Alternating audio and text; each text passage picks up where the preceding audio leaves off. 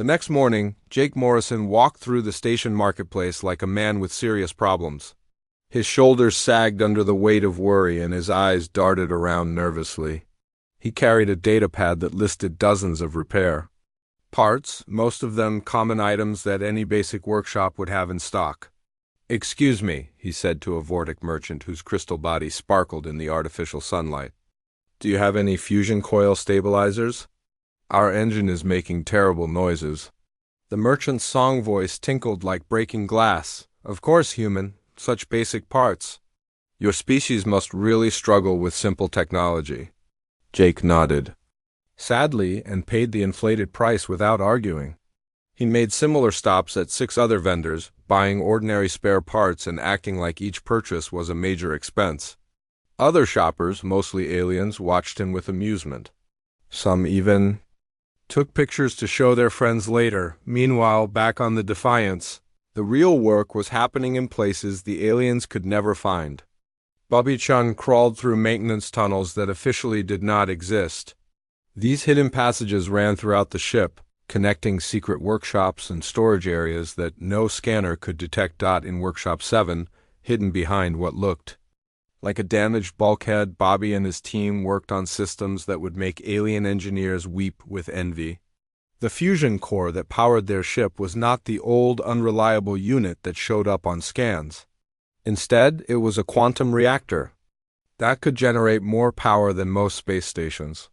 "How are the weapon pods coming along?" Bobby asked Maya Rodriguez, who was bent over a control panel that hummed with barely contained energy.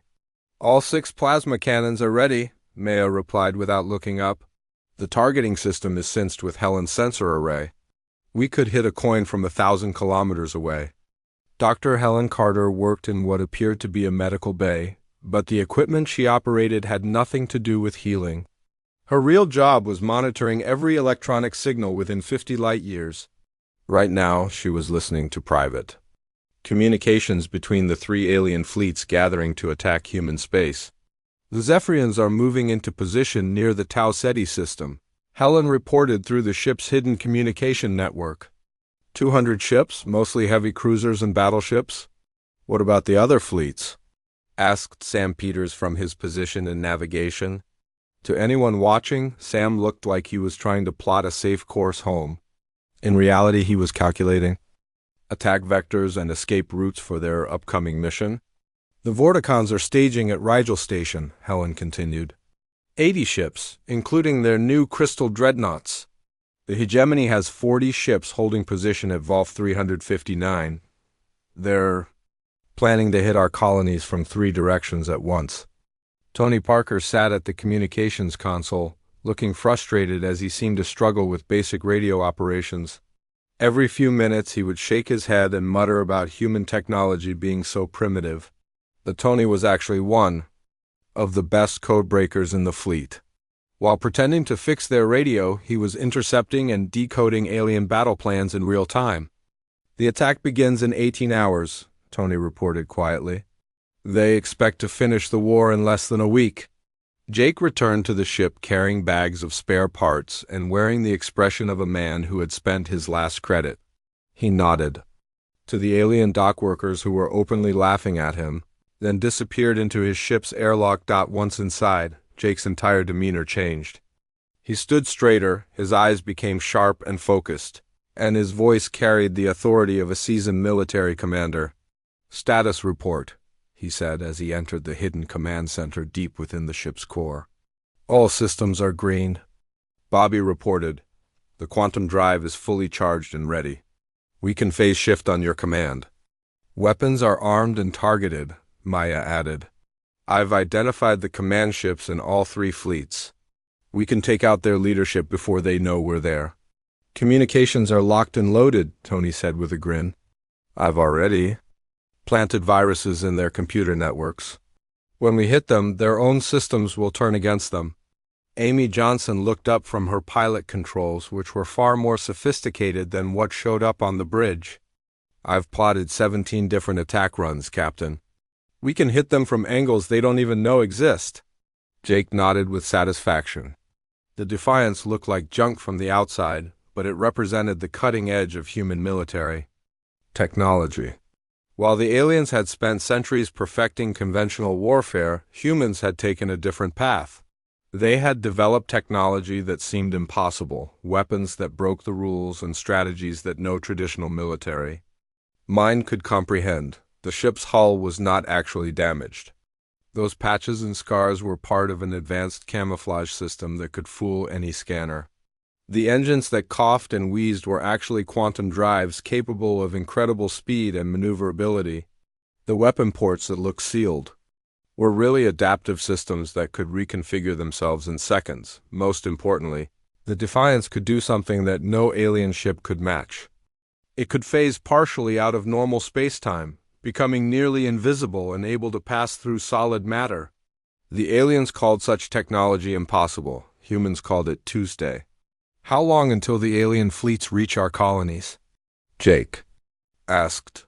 16 hours, Helen replied. But they're taking their time, savoring the moment. They think this will be easy. Good, Jake said. That gives us time to get into position. Amy, plot a course to intercept the Zephyrian fleet. We'll hit them first. What about the other fleets? Lisa asked. Jake smiled, and there was nothing friendly about it. We'll take care of them too, all of them. The crew worked through the night, making final preparations while maintaining their cover. When alien security patrols walked past their docking bay, they saw repair crews struggling with basic maintenance. They heard the sounds of failing equipment and frustrated voices.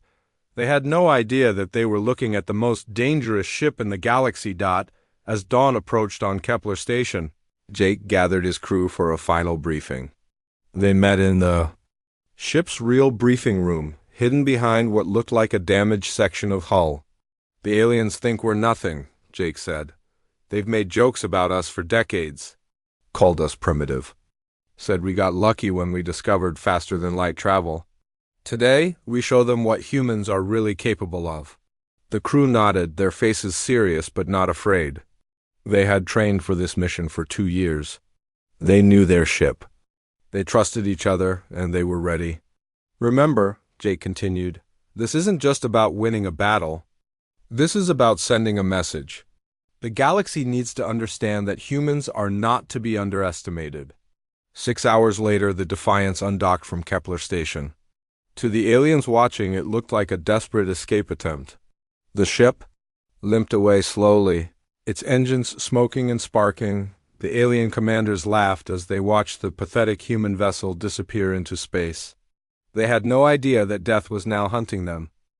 200 Zephyrian warships moved through space in perfect formation. Each vessel was twice the size of the Defiance, with armor that could resist nuclear weapons and guns that could crack planets. Admiral Zextar stood on the bridge of his flagship and watched the human colonies grow larger on his screens. Such a beautiful sight, Zextar clicked to his officers. Soon these worlds will belong to us. The humans will make excellent slaves. The Zephyrian fleet had been moving for 12 hours, taking their time to enjoy the moment.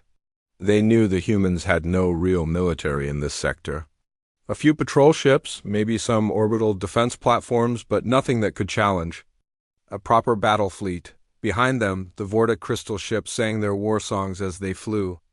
The hegemony reptile fleet moved with cold precision toward their own targets. Together, the 3 alien races commanded over 300 warships. It was the largest combined fleet in galactic history.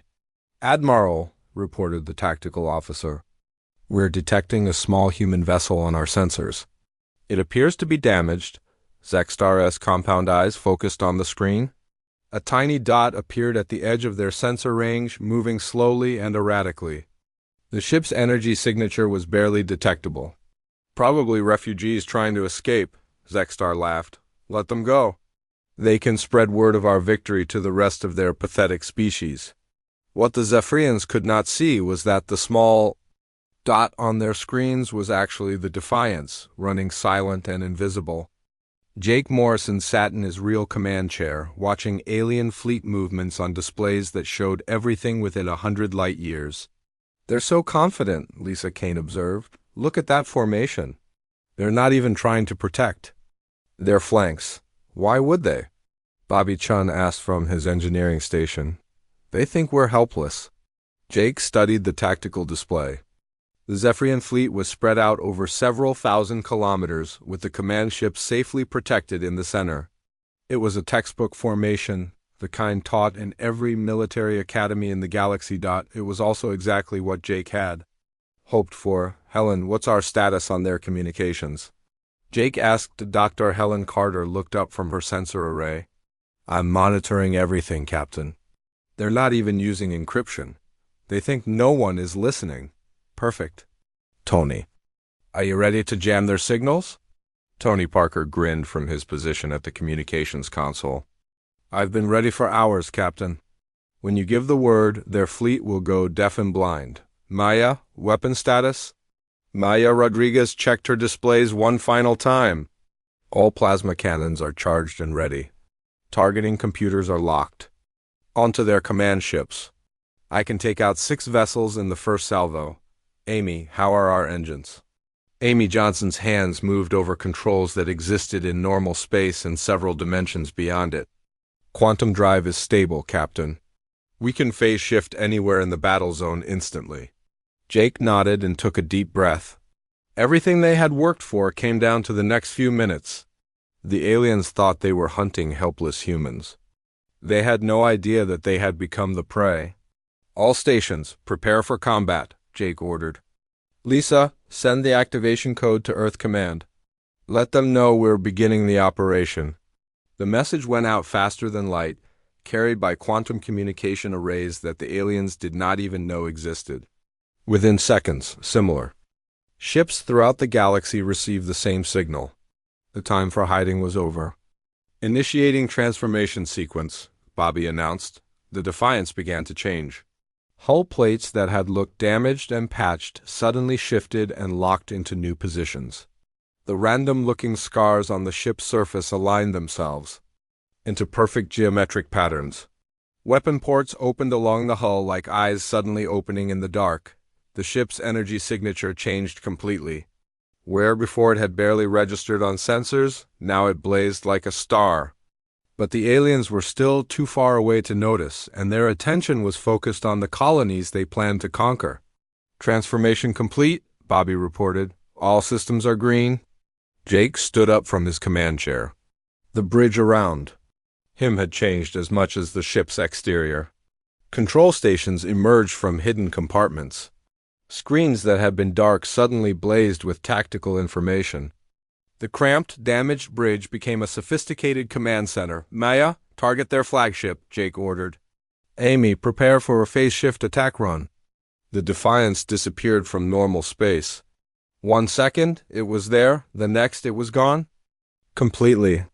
Not invisible, not hidden, but actually existing in a different dimension where the laws of physics worked differently. Admiral Zexstar was reviewing the final attack plans when his tactical officer suddenly started screaming. Admiral, energy signature directly ahead. It's massive. The Defiance materialized less than a kilometer from the Zephyrian flagship. At this range, the alien vessel looked like a city floating in space. Its guns began to turn toward the human ship, but they moved far too slowly. Fire, Jake said quietly. Maya's plasma cannon spoke with voices like thunder. 6 beams of pure energy reached out across space and struck the Zephyrian flagship in 6 different places. The alien ship's shields flared bright blue, then collapsed completely. The plasma beams burned through armor that could resist nuclear weapons as if it were paper. The flagship exploded in a ball of fire that lit up the entire battle zone. Phase shift to target 2, Jake ordered. The Defiance vanished again and reappeared beside another Zephyrian cruiser. This time, Maya only needed 3 shots. The alien ship broke apart like a toy hit by a hammer across the Zephyrian fleet. Alarms began to wail. Captains shouted orders in their clicking language while tactical officers tried to understand what was happening. Their sensors showed impossible readings. The human ship was everywhere and nowhere at once. All ships, concentrate fire on the human vessel. Admiral Zexstar ordered from his backup command ship, but there was nothing to fire at. The Defiance had vanished again, leaving only wreckage and confusion behind. Tony Parker activated his jamming. systems, and suddenly the Zephyrian fleet could not communicate with each other. Ship captains found themselves isolated, unable to coordinate their response. They fired wildly at empty space while the real threat moved among them like a ghost. The Defiance reappeared inside the alien formation, surrounded by enemy ships. Any normal vessel would have been destroyed in seconds by the crossfire. But the Defiance was not normal. It existed partially outside regular space, and most of the alien weapons passed right through it. Maya's return fire, however, was entirely real. 4 more Zephyrian ships died in as many seconds. "This is impossible," one of the alien captains screamed over the radio before Tony cut his communications. Admiral Zexstar watched his fleet die around him, and felt something he had never experienced before in 2 centuries of military service. Fear, real, cold, overwhelming fear. The humans had been hiding. All this time, they had been pretending to be weak and helpless while secretly building weapons that made alien technology look like stone clubs. The ship that had seemed like a flying junkyard was actually more advanced than anything in the known galaxy. "Retreat," Zexstar ordered. All ships retreat immediately, but it was already too late. The Defiance was no longer just one ship.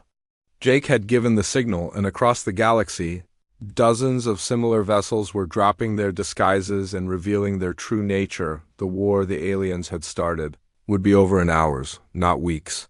And they would be the ones begging for surrender. The battle became a nightmare for the Zephyrian fleet. Ships that had ruled space for centuries found themselves helpless against an enemy they could barely see. The Defiance moved through their formation like a shark among minnows, appearing and disappearing at will. Maya Rodriguez had given up trying to count her kills. Every time she fired, another alien warship exploded or broke apart. The plasma cannons never seemed to run out of power, and her targeting computer never missed. She had trained for this moment for years, but the reality was better than any simulation. 12 more ships destroyed, she reported to Jake. The survivors are trying to form a defensive circle. Jake watched the tactical display as the remaining Zephyrian vessels clustered together like frightened animals. It was a natural response, but it would not save them. Amy Johnson was already plotting their next attack run. "Take us through the center of their formation," Jake ordered. "Full phase shift." Amy's hands danced over her controls. The Defiance slipped between dimensions, becoming a ghost that could pass through solid matter. They flew directly through the hull of a Zephyrian battleship, emerging on the other side before the aliens even knew they were there. "Now," Jake said. Maya fired in all directions at once. The plasma cannons had been designed to work in ways that alien weapons could not. They could shoot around corners, through shields, and even backwards through time by a few milliseconds. 6 more Zephyrian ships died before their crews understood what was happening. Meanwhile, the Vortak Crystal Fleet was learning that their advanced energy weapons were useless against human technology. General Vortak stood in his crystal command chamber and watched his ships fire their best shots at empty space. The human vessels seemed to exist in several places at once, and none of their weapons could lock onto it. "How is this possible?" Vortak sang in his musical voice. "Their technology readings show them centuries behind us." His tactical officer, a crystal formation that sparkled with internal light, sang back in harmonics of confusion and fear. "General, our energy drains are having no effect. Their power source appears to be unlimited." The Defiance appeared above the Vortak flagship without warning. This close, the alien vessel looked like a floating cathedral made of living crystal. It was beautiful and deadly, armed with weapons that could drain the energy from entire star systems, but beauty meant nothing. In war, Maya's plasma cannon spoke again. The crystal ship's shields flared and held for almost 3 seconds before collapsing. The plasma beams struck the ship's crystalline hull and turned it into superheated gas in an instant. General Vortak had just enough time to sing one final note of disbelief. Before his flagship vaporized around him, the Crystal Fleet tried to sing their war songs, but Tony Parker's jamming systems turned their harmonious coordination into chaos. Ships that had fought together for decades suddenly could not communicate. They fired at their own vessels by mistake. While the real enemy danced between them like smoke, Amy Johnson piloted the Defiance through maneuvers that should have been impossible. The ship turned inside out, flew backwards through time for a few seconds, and once appeared to be in 4 places simultaneously.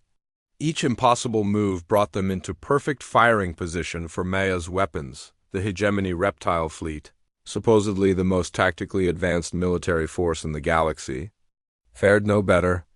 Marshal Sekanos watched his carefully planned formations dissolve into panic as the Defiance moved among his ships like a predator that felt no fear. "All ships, concentrate fire pattern Omega 7. Sekanos hissed into his communicator. It was a complex tactical maneuver that had never failed in 300 years of warfare. 40 hegemony vessels moved into precise positions, creating overlapping fields of fire that should have destroyed anything caught between them. The Defiance materialized directly in the center of the trap, for a moment that lasted forever, space filled with weapons fire. Laser beams, plasma bolts, particle streams, and exotic energy weapons all converged on the human ship. Any normal vessel would have been vaporized instantly. The Defiance sat motionless in the storm of fire and seemed to absorb every shot. Its hull glowed with energy, but showed no damage. Then slowly it began to spin. "What are they doing?" One of the hegemony captains asked. Maya had switched her weapons to a new mode that human engineers called the blender. Instead of firing individual shots, all 6 plasma cannons fired continuously while the ship spun. The result was a sphere of devastating energy that expanded outward in all directions. 20 hegemony ships died in 5 seconds. The remaining vessels broke formation and fled in terror. Marshal Sekanos found himself alone, his proud fleet scattered across half the star system. The human ship appeared directly in front of his flagship, close enough that he could see details on its hull for the first time in his long military career. Sekanos felt true fear. The ship that faced him was clearly human in design, but it operated by rules that made no sense. How could one vessel destroy fleets that had conquered entire sectors of space? "Sir," his tactical officer reported in a shaking voice, "we're receiving a transmission from the human ship." Jake Morrison's face appeared on the main screen. He looked calm and professional, like someone discussing routine business. Behind him, the bridge of his ship hummed with quiet efficiency. "Marshal Sekanos," Jake said politely, "I believe you were planning to attack our colonies." Sekanos stared at the human captain. This was not how war was supposed to work. Battles were fought with massive fleets and careful strategy. Victory went to whoever had the most ships and the best tactics. One vessel should not be able to destroy 300. "How?" Sekanos whispered. "You made a mistake," Jake replied. "You assumed that humans were weak because our ships looked old and our technology seemed primitive. You never considered that maybe we wanted you to think that." Around them, the wreckage of the alien fleets drifted through space. Hundreds of ships that had been the pride of 3 different civilizations were now nothing but debris. The most powerful military alliance in galactic history had been destroyed by a single human vessel in less than 6 hours. "Your invasion is over, Marshal," Jake continued. "You have 2 choices. Surrender now and return to your homeworlds, or join the rest of your fleet." Sekanos looked around his bridge. His officers stared at their screens in shock and disbelief. Everything they had believed about warfare, about technology, about the balance of power in the galaxy, had been proven wrong in one terrible afternoon. "We surrender," Sekanos said quietly. Jake nodded. "Smart choice. You'll find that humans can be very reasonable when people are not trying to conquer us." The transmission ended, and the Defiance began to fade from normal space.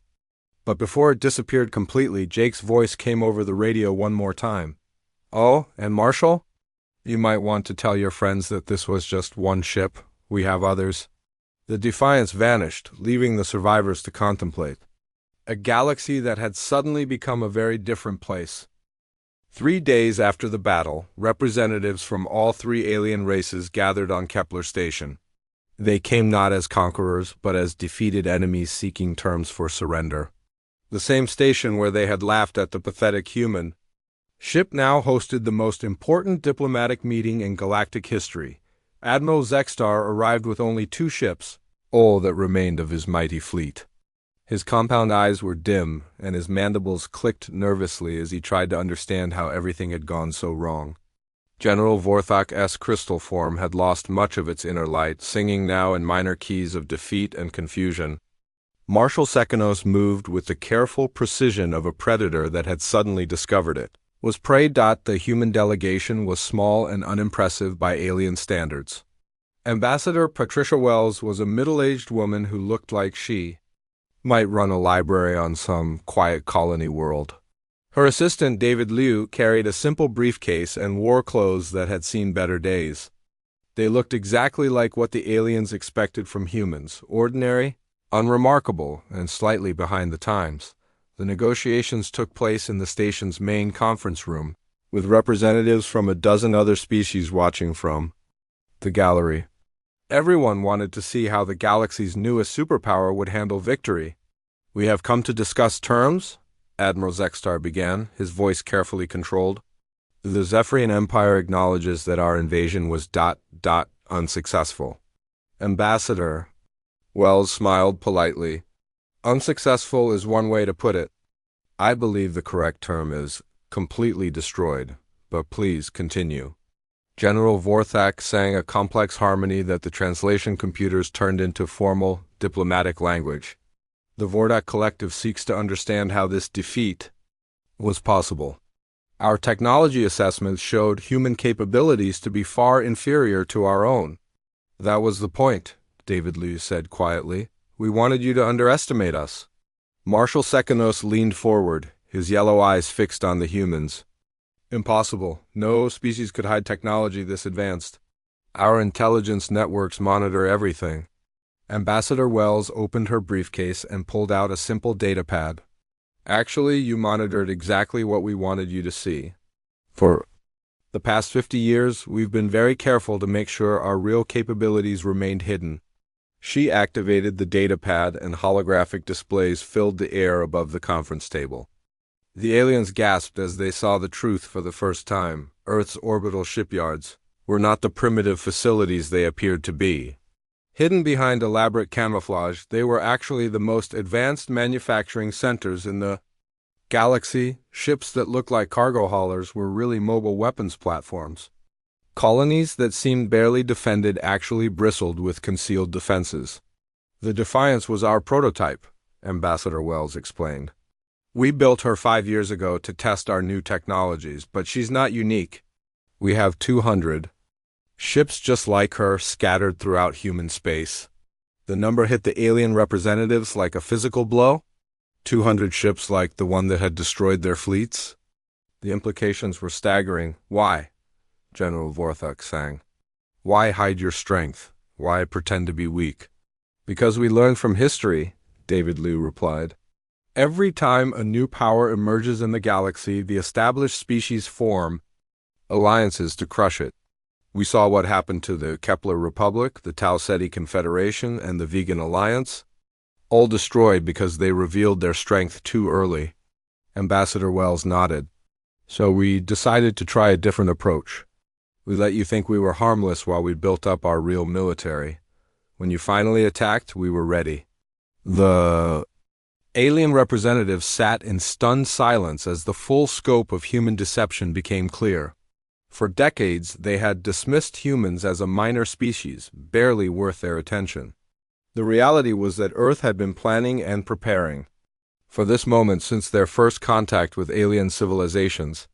"What do you want?" Admiral Zextar asked finally. "What are your terms?" Ambassador Wells closed her datapad and looked at each alien representative in turn. "Actually, our terms are quite reasonable. We want recognition as an equal power in galactic affairs.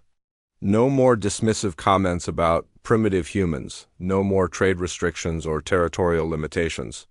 "That's all?" Marshal Sekanos could not hide his surprise. "That's all," Ambassador Wells confirmed. "We're not interested in conquest or revenge. We just want respect." General Vorthak's crystal form bright Captain Jake Morrison walked through the massive corridors of the USS Vengeance. The ship was huge beyond anything humans had ever built before. It stretched 2 kilometers from front to back and could hold 5,000 crew members. The metal walls around him were made from something new called quantum steel. Dr. Lisa Harper had spent 3 years making this special metal that was stronger than anything in the galaxy. Jake stopped at a large window and looked out at Earth below. 3 years ago, he had watched alien ships attack human colonies. The Zephyrian Empire had come without warning. Their ships were fast and deadly. They destroyed everything they found. Millions of humans died in those attacks. Jake had been a young officer then, helpless to stop the killing. The memory still made him angry. He remembered flying his small fighter ship toward the alien fleet. His weapons could barely scratch their shields. He watched his friends die around him as the aliens laughed at human technology. That day changed everything for Jake and for all of humanity. Dr. Lisa Harper joined him at the window. She was the smartest person Jake had ever met. Lisa had designed every weapon on the Vengeance.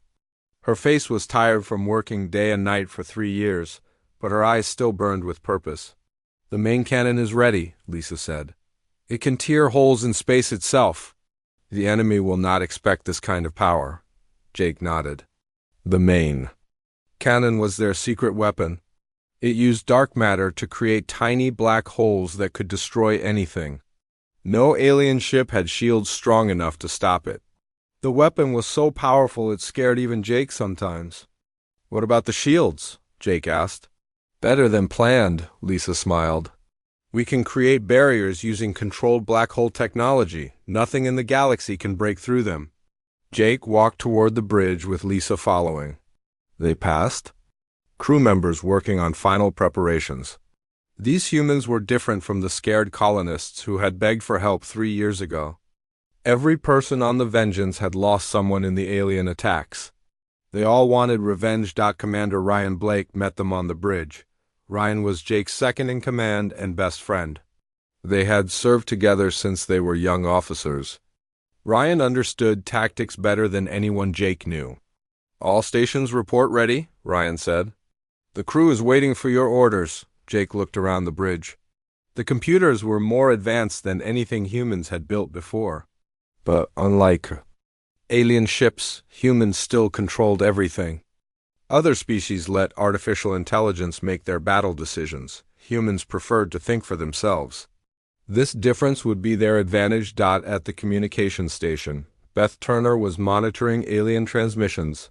Beth could speak 12 alien languages and understood their military codes. She had grown up on one of the colonies the Zephyrians destroyed. Her whole family died in those attacks. "The aliens are still talking about us," Beth reported. "They call us the small species and not worth worrying about. They think we are too weak to fight back." Jake felt his anger grow stronger. The Galactic Council had the same attitude. When Ambassador Helen Cross had asked for help during the attacks, the alien leaders had laughed. They said human problems were not important to them. They treated humans like insects. "Let them think we are weak," Jake said. "They will learn the truth soon enough." Dr. Harper showed Jake the weapon controls. Each button could destroy entire fleets. The quantum torpedoes could pass through any shield. The reality displacement weapons could make enemy ships disappear forever.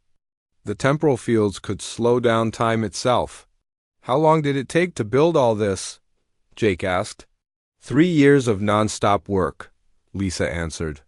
"Every human scientist worked on this project. We used technology that other species said was impossible. We proved them wrong." Jake remembered those 3 years. While aliens forgot about the human attacks, humans had worked harder than ever before. They built new factories, trained new scientists, and created new weapons. Every human wanted to make sure the aliens could never hurt them again. Engineer Paul Rodriguez joined them from the engine room. Paul had designed the ship's power systems. The Vengeance used energy sources that bent the rules of physics. Other species thought such power was too dangerous to use. Humans did not care about danger anymore. "The engines are running perfectly," Paul reported. We have enough power to fight for weeks without stopping. Medical Officer Susan Clark was also on the bridge. Susan had treated the wounded from the alien attacks. She had watched good people die because humans did not have strong enough medicine or technology. Now she was ready to help others the same way. Medical Bay is prepared for anything, Susan said, though I hope we will not need it much. Navigator Tony Silva checked the star charts one more time. Tony knew every space route in human territory. He had helped evacuate colonies during the alien attacks.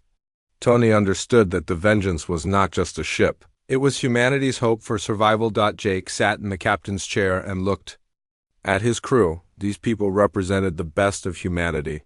They were smart, brave, and angry. The aliens had made a terrible mistake when they attacked human colonies. They had woken up something dangerous. Prepare to leave orbit, Jake ordered. It is time to show the galaxy what humans can do. The USS Vengeance slowly moved away from Earth. Its engines glowed with power that could move planets. The ship was beautiful and terrible at the same time. It represented everything humans had learned about war and revenge. As they flew toward deep space, Jake thought about the future. The aliens thought humans were weak and afraid.